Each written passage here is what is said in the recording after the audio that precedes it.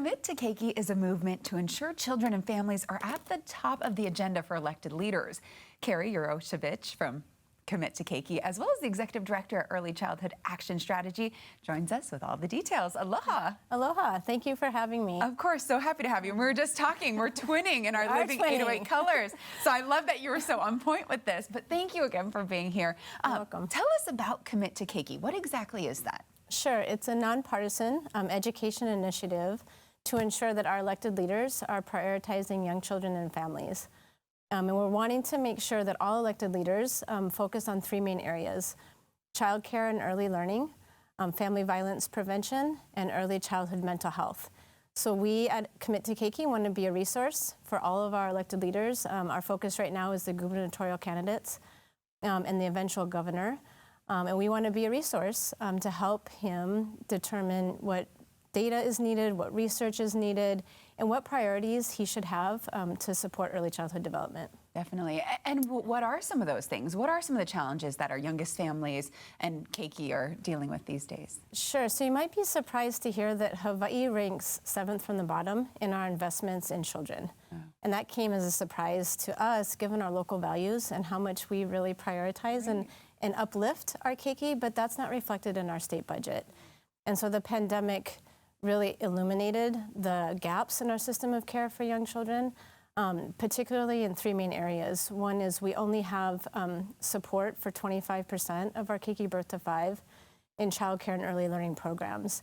And so what happens then is children, our youngest, don't have opportunities for early learning and therefore aren't ready for kindergarten. And then our families don't have opportunities for childcare. And so that impacts their ability to go to work, to create an economic nest for themselves, and to feel financially secure.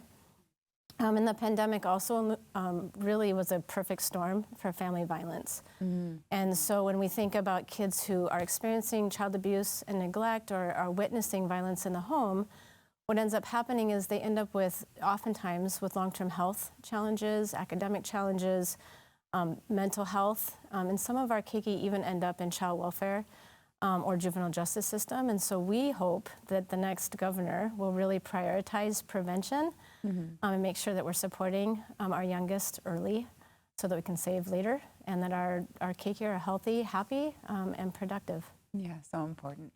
And you know, when it comes to the pandemic as well, of course, so many folks lost their jobs. So they did. Can you talk more about the workforce issue and how that in particular is affecting our Keiki? Sure. So I mentioned that we only have capacity to support 25% of our Keiki birth to 5 in child care and early learning. And that partly is due to a workforce shortage. We lost 3,000 seats, child care seats, during the pandemic, and we also lost workforce.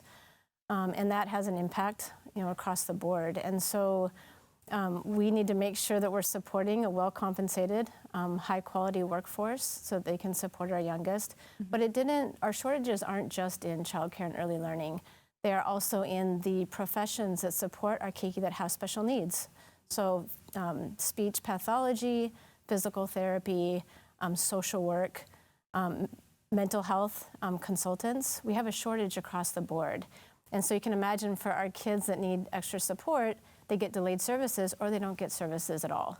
So for us, it's really critical that we have a well-compensated, high-quality workforce that supports early childhood development. We think it's one of the most important priorities that the state can make.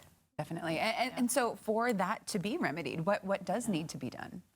The state needs to invest. Bottom line is our state values, or our values, need to be reflected in our state budget. Mm-hmm. And right now that's not the case.